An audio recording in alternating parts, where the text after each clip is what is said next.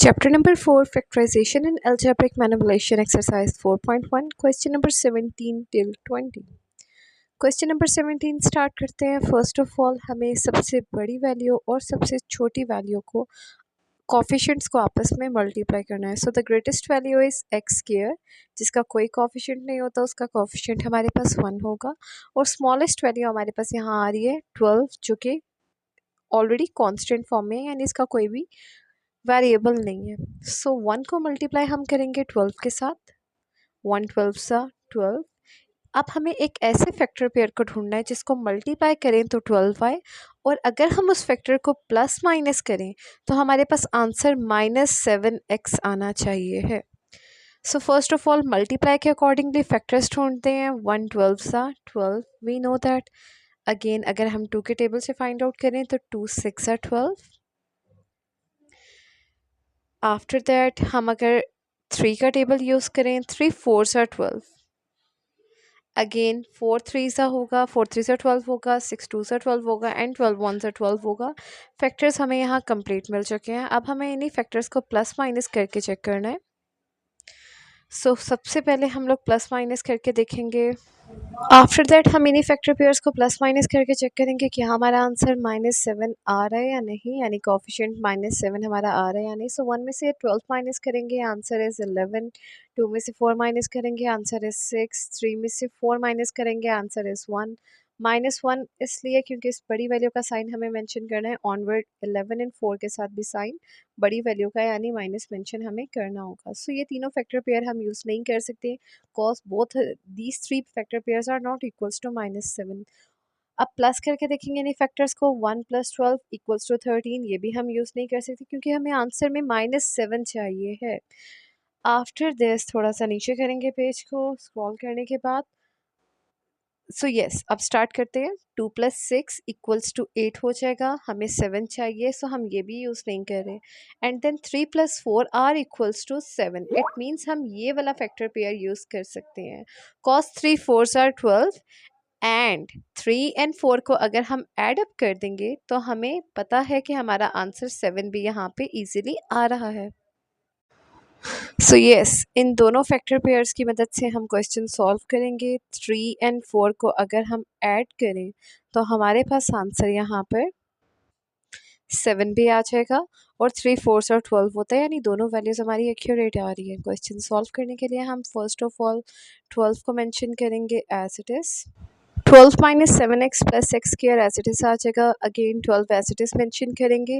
We know that minus minus are equals to plus, that's why हम -3x -4x यहाँ पे mention करेंगे and onward x value as it is आ जाएगी, क्योंकि माइनस माइनस प्लस हो जाएगा। दोनों वैल्यूज़ हमने प्लस की तो 7x भी आ रहा है और बड़ी वैल्यू का साइन -b आ रहा है। सो फर्स्ट टू वैल्यूज़ में हमने कॉमन लिया 3 को, 3 4s are 12 एंड -3x में से 3 हमने कॉमन ले लिया, x as it is. Next two values में हम कॉमन लेंगे -x, -4x से मल्टीप्लाई होके +4 हो जाएगा। x बाहर हमने कॉमन ले लिया, that's why minus plus minus x/2 में से x/1 माइनस करेंगे, answer is x/1।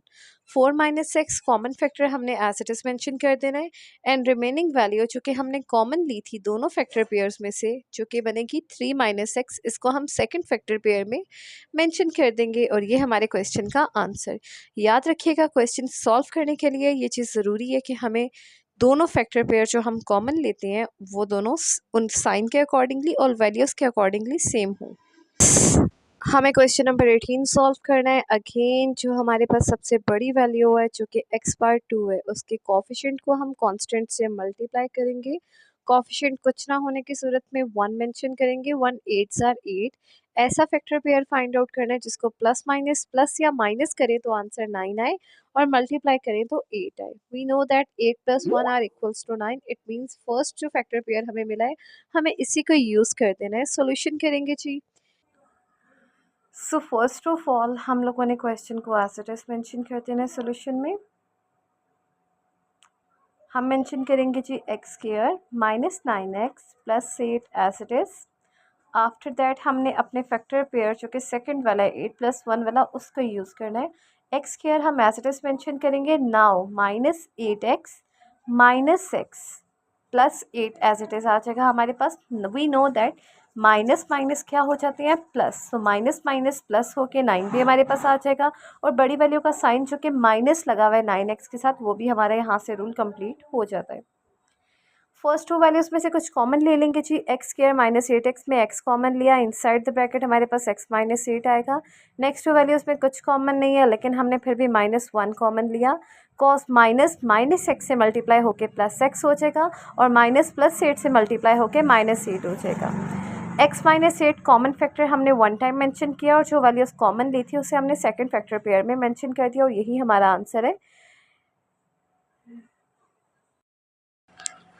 Question number 19 is 10z² -29z plus 10.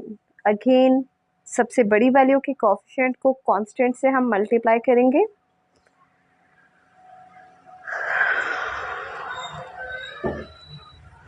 सबसे बड़ी वैल्यू हमारे पास यहाँ है जी 10z²। हम 10 को मल्टीप्लाई करेंगे कांस्टेंट 10 के साथ। 10 10s 100। अब हमें एक ऐसा फैक्टर पेयर फाइंड आउट करना है जिसको अगर हम मल्टीप्लाई करें तो आंसर 100 आ जाए, और अगर हम उसको प्लस माइनस करें तो आंसर 29 आए। तो पहले हम फैक्टर्स फाइंड आउट करेंगे 100 के। 1 × 100 r = 100, 2 × 50 r = 100।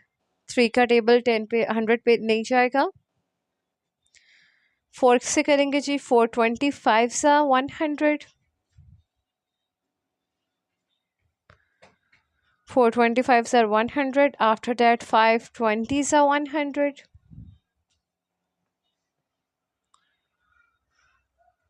6 का टेबल भी यहाँ नहीं कंप्लीट हो रहा, ना ही 7 का टेबल जाएगा, 8 भी नहीं, 9 भी नहीं, 10। सो 10 10s 100।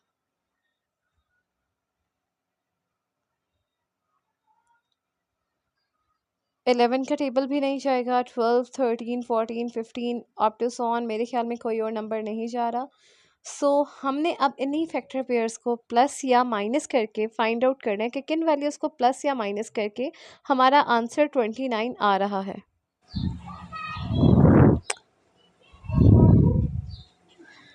So we know that 4 and 25 ऐसा फैक्टर पेयर है, अगर हम इन दोनों वैल्यूज़ को प्लस करें तो आंसर 29 आ रहा है, और अगर इन दोनों वैल्यूज़ को मल्टीप्लाई करें तो आंसर 100 भी आ रहा है।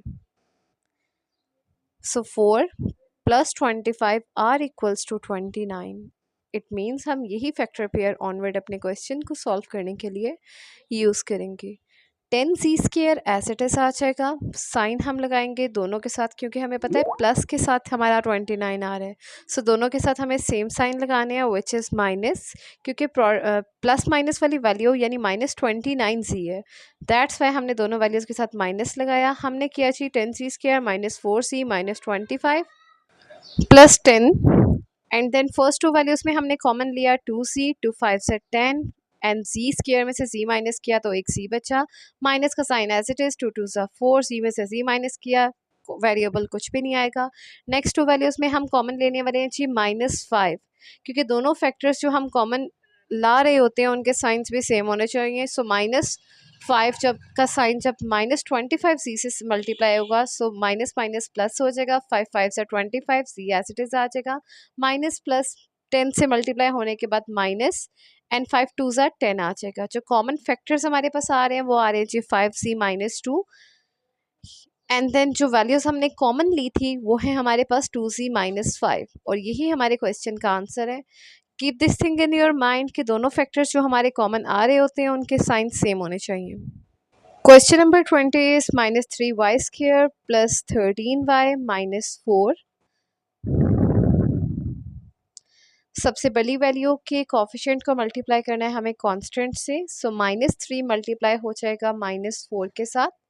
सो 3 4s 12। Now we have to find out a factor pair जिसको प्लस माइनस करें तो 13 आए, और मल्टीप्लाई करें तो 12 आए।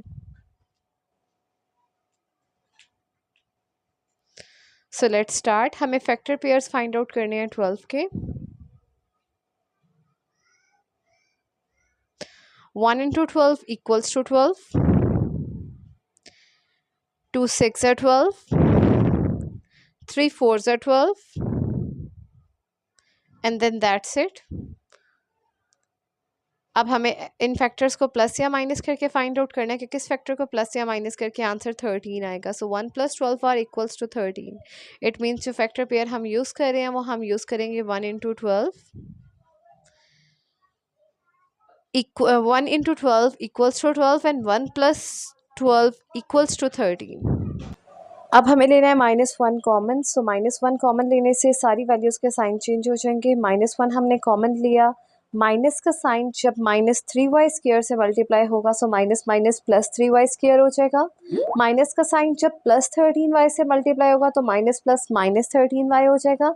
एंड माइनस का साइन जब -4 से मल्टीप्लाई होगा तो ये वैल्यू +4 हो जाएगी। नाउ नेक्स्ट वैल्यू हमारे पास आ रही है जी 3y² - 13y + 4। अब हम अपने फैक्टर पेयर्स का यूज़ करेंगे। सो 3y² - 12y - y + 4। Minus minus plus करेंगे तो 13 भी आ जाएगा और बड़ी वैल्यू के साथ साइन माइनस वाला भी हमारा एज इट इज़ आ रहा है। फर्स्ट टू वैल्यूज़ में हमें कॉमन लेना है। कॉमन हम लेंगे जी 3y। 3 1 ज़ा 3, y² में से y1 माइनस किया तो हमारे पास y आ गया। 3 4 ज़ा 12, y हमने कॉमन ले लिया। नेक्स्ट टू वैल्यूज़ में हम -1 कॉमन लेंगे।